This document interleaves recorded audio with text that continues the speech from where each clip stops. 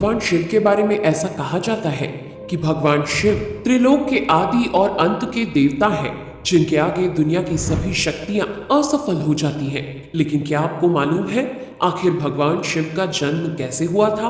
उनकी माता कौन थी और उनके पिता का क्या नाम था? उन्होंने किससे अपनी शिक्षा प्राप्त की थी और किस किस को शिक्षा का दान दिया था? अगर नहीं तो चलिए, क्योंकि इस वीडियो के माध्यम से हम आपके इन्हीं सभी सवालों का जवाब देने वाले हैं, इसलिए प्लीज इसे स्किप किए बिना एंड तक जरूर देखना।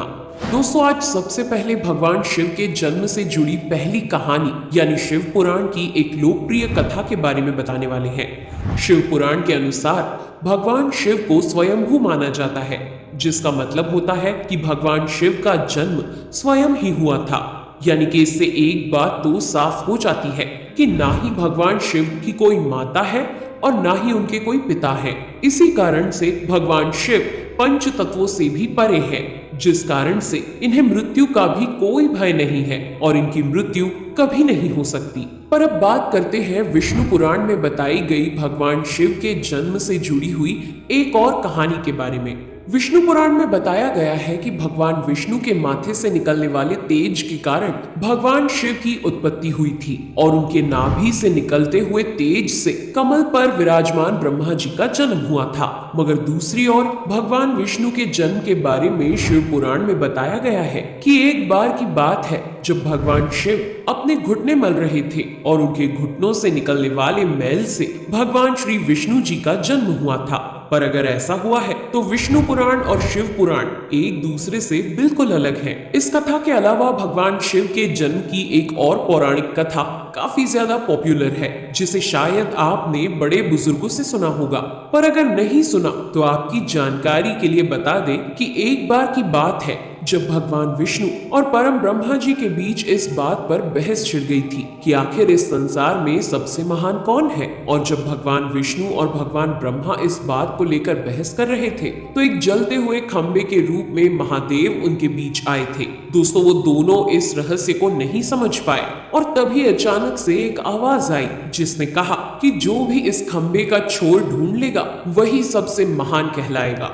ऐसा सुनते ही ब्रह्मा जी ने एक पक्षी का रूप लिया और खंबे का ऊपरी हिस्सा ढूंढने निकल गए। वहीं विष्णु जी ने वराह का रूप धारण किया और खंबे का अंत ढूंढने निकल गए। बहुत देर तक खोजने के बाद भी दोनों में से किसी को भी खंबे का छोर नहीं मिला और दोनों हार मानकर वापस आ गए। जिसके बाद भगवान शिव अपने असली रूप में आए और फिर भगवान विष्णु और ब्रह्मा जी ने ये मान लिया कि महादेव ही सबसे महान और शक्तिशाली हैं। इनसे बड़ी शक्ति इस दुनिया में कोई नहीं है। इसके साथ ही शिव पुराण में बताया गया खंबा इस बात को दर्शाता है कि ना ही भगवान शिव जन्मे थे और ना ही उनका कोई अंत है। और एक कारण तो यही है कि भगवान शिव को स्वयंभू कहा जाता है, यानी भगवान शिव का अंत है ही नहीं, वे अमर हैं। अब हम बात करते हैं भगवान शिव से जुड़े एक ऐसे विषय के बारे में जो सबसे ज्यादा प्रसिद्ध है कि क्या भगवान ब्रह्मा भगवान शिव के पिता है?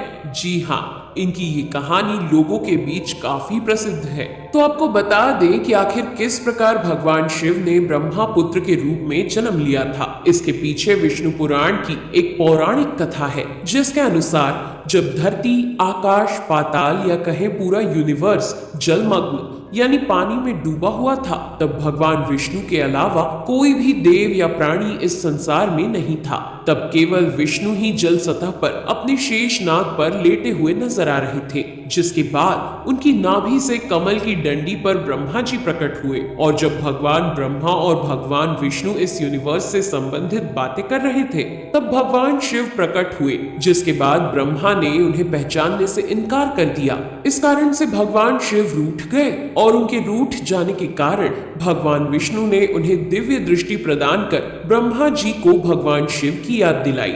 जिसके बाद भगवान ब्रह्मा को अपनी गलती का एहसास हुआ और शिव से क्षमा मांगते हुए उन्होंने उनसे अपने पुत्र रूप में पैदा होने का आशीर्वाद मांगा, जिस कारण से भगवान शिव ने भगवान ब्रह्मा की प्रार्थना को स्वीकार करते हुए उन्हें ये आशीर्वाद दे दिया। लेकिन इसके बाद जब भगवान ब्रह्मा ने इस सृष्टि की रचना शुरू की तो उन्हें एक बच्चे की जरूरत पड़ी और तब उन्हें भगवान शिव का आशीर्वाद ध्यान आया, जिसके लिए भगवान ब्रह्मा ने तपस्या की और बालक के रूप में भगवान शिव उनकी गोद में रोते हुए प्रकट हुए। आपको बता दें कि ये भगवान शिव का एकमात्र बाल रूप है। जब भगवान ब्रह्मा ने उनके रोने का कारण पूछा तो उन्होंने बताया कि उनका कोई नाम नहीं है। तब भगवान ब्रह्मा ने भगवान शिव का नाम रुद्र रख दिया, जिसका मतलब होता है रोने वाला।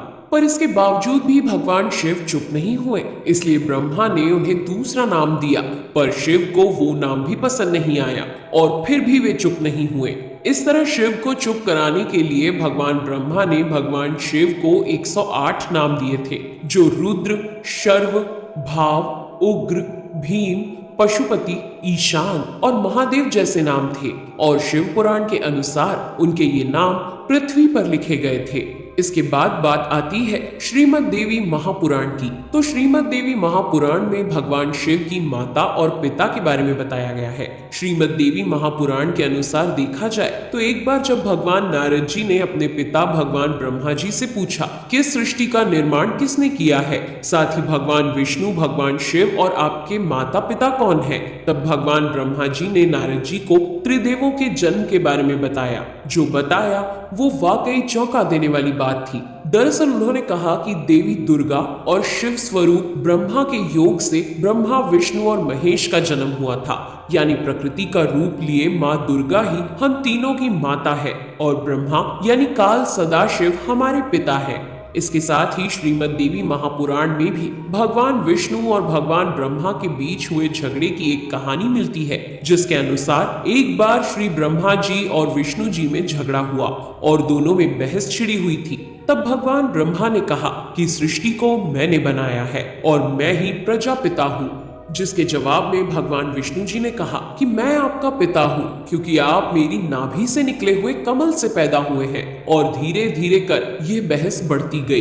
दोस्तों, इसके बाद इन दोनों का झगड़ा सुनकर सदाशिव वहां पहुंचे और उन्होंने कहा कि पुत्रों, मैंने ही तुमको इस संसार को बनाने और इसे संभालने के केवल 2 काम दिए हैं। इसी प्रकार मैंने शंकर और रुद्र को संहार और तिरोगति के कार्य दिए हैं। इसके साथ ही उन्होंने कहा कि मेरे 5 मुख हैं। एक मुख से अकार, दूसरे मुख से उकार, तीसरे मुख से मुकार, चौथे मुख से बिंदु और 5वें मुख से नाद यानी कि शब्द प्रकट हुए हैं।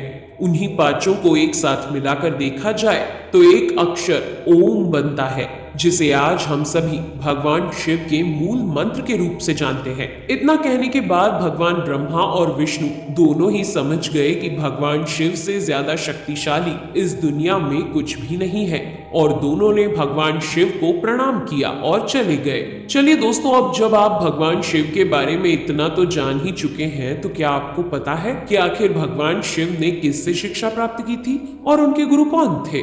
हम जानते हैं शायद ही इसका जवाब आप में से किसी को पता होगा, पर जिन्हें नहीं पता उन्हें बता दें कि भगवान शिव स्वयं इस संसार के गुरु माने जाते हैं, जिन्होंने इस संसार में गुरु शिष्य की परंपरा की शुरुआत की थी। लेकिन अगर सवाल आता है कि आखिर भगवान शिव किसके गुरु थे, तो आपको जरूर जान लेना चाहिए कि हिंदू धर्म के ग्रंथ कहते हैं कि ब्रह्मा जी और शिव जी इस संसार के सबसे पहले गुरु हैं, जिन्होंने गुरु शिष्य के इस रिश्ते की शुरुआत की थी। जहां भगवान ब्रह्मा ने अपने मानस पुत्रों को शिक्षा प्रदान की थी, वहीं भगवान शिव ने अपना ज्ञान केवल अपने 60 शिष्यों को दिया था। यानी भगवान शिव 60 शिष्यों के गुरु थे और वे जिन शिष्यों के गुरु थे उन्हें आज के समय में सप्त ऋषियों का दर्जा दिया गया है। तो दोस्तों, ये थे भगवान शिव के जन्म से जुड़े हुए कुछ फैक्ट्स, जो आपको कैसे लगे हमें कमेंट करके जरूर बताइए। साथ ही अगर आपको वीडियो पसंद आया हो तो इसे लाइक और चैनल को सब्सक्राइब करना बिल्कुल ना भूलें। धन्यवाद।